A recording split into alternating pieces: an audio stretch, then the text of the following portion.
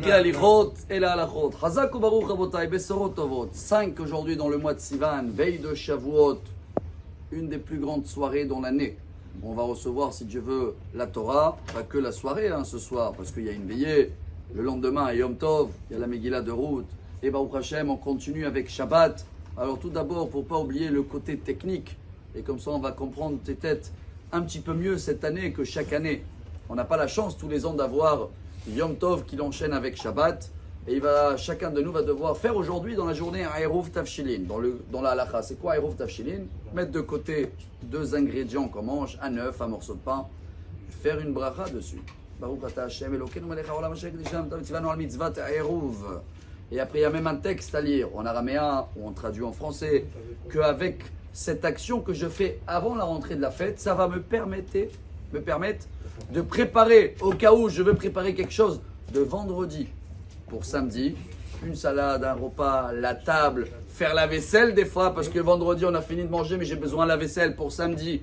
Tout ça, il faut avant la fête mettre ces 2 aliments de côté et prouver et montrer à Dieu que, voilà, dans ma tête, je sais que je vais avoir des préparations de Yom Tov à Shabbat. Sans le Eruv Tafshilin, et voilà le magnifique nouveauté qu'on doit peut-être comprendre mieux cette année. Si on ne le fait pas, on n'a rien le droit de préparer, même pas de Yom Tov pour Shabbat. Pourquoi? On doit vivre le moment. Et c'est une des raisons pourquoi aussi il y a une belle coutume de manger du lait à Shavuot. Plusieurs raisons. La Torah a une valeur numérique 40. Le lait, c'est 40. Dvash vechalav. Comme le lait et le miel, la Torah, elle est douce. Mais surtout, comme ils ont reçu la Torah, et d'un coup, il faut cacheriser toute la vaisselle, et la shrita et la viande, c'était trop compliqué. Donc, ils ont mangé apparemment du lait. Alors, quand nous, on mange du lait, on se remet 3336 ans en arrière, et on fait comme on a fait à l'époque. Ça s'appelle de vivre le moment. Alors, chacun avec les coutumes, chacun avec le repas que sa femme elle a fait, c'est très bien. C'est vrai qu'il y a des mitzvot aussi de manger quand même 2 repas de pain pendant Yom Tov et avec un peu de viande.